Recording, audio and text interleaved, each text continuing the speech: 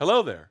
Welcome back to Elements in Focus. My name is Grant Soliven, Manager Advisor Operations, and always with me, Aaron Rheaume, Director of Financial Planning. We're so happy to have you here with us and grateful for the minutes you spend with us going through our critical elements. For those of you that are new, what Aaron and I and the rest of our team try to intend while we're doing these is to go through the five critical areas that we have seen families lose balance on their financial situations. And we want to give you little pieces, little golden nuggets from each. That way you can use those and deploy those in your situation to better your financial independence. So, again, we love doing this. We're going to focus today on your life after work. And in that topic, Aaron, I want to set you up here for standard of living. And could you do us a massive favor? What is that? And what do we mean by social versus fixed expenses? Absolutely. As Grant mentioned, we're going through your life after work.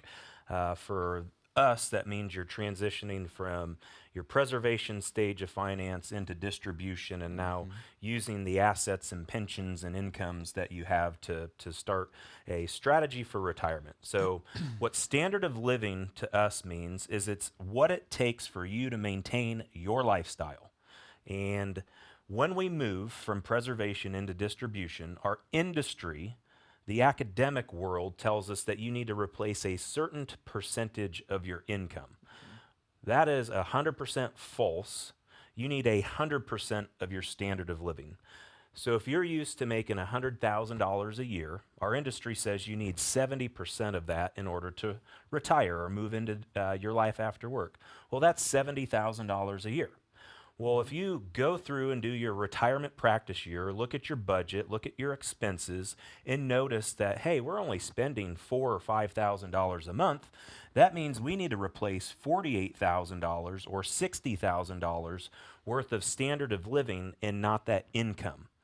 Once we start to understand what the standard of living is, then we break it down into two areas: the social expense and the fixed expenses. Social expenses are fun things, things that you want to do, travel, hobbies, seeing the grandkids, things that you will build a number to, and we keep that number flat. So maybe it's $10,000 a year that you want to use towards your social expense. As you age, that social expenditure will tend to slow down. You may not want to leave the comfy couch, or there might be a health issue that allows you or hinders you from doing some of that fun stuff. Fixed expenses are expenses that you can't get away from. Things like the cable bill, the internet bill, your heating, electricity, those types of things.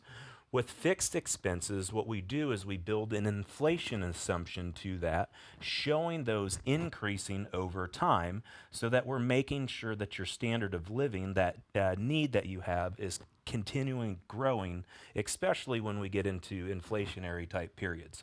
What we're trying to protect against is you outliving your money. And so making sure that you have that standard of living intact, making sure that that number for you, your specific situation, is accurate, is of very, very utmost importance. 100%. Well done, Aaron, going through that. This also doves nicely into some of the other content we've created in Elements of Focus, etc., on using your retirement practice year appropriately. This couples very well with that process.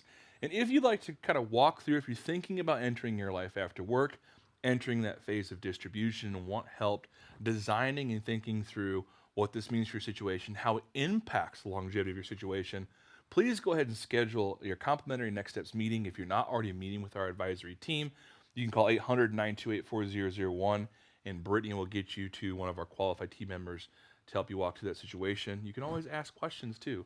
Send us a message. Talk to FEG, yourlifeafterwork.com. You can find a lot of other content on our general website. And please, if you haven't already as well, sign up for our market carver. Aaron and I do a very good job, and our team does an excellent job of making sure our families are doing what they need to do for planning. And our portfolio management team, our chief investment officer and chartered market technician, Andrew and Adam, would do a really good job of walking through what's going on in the economy and the market to keep you fully abreast of what's going on in the holistic financial picture. So please sign up for that content as well. Thanks again for the time spending with us. We'll see you in the next one.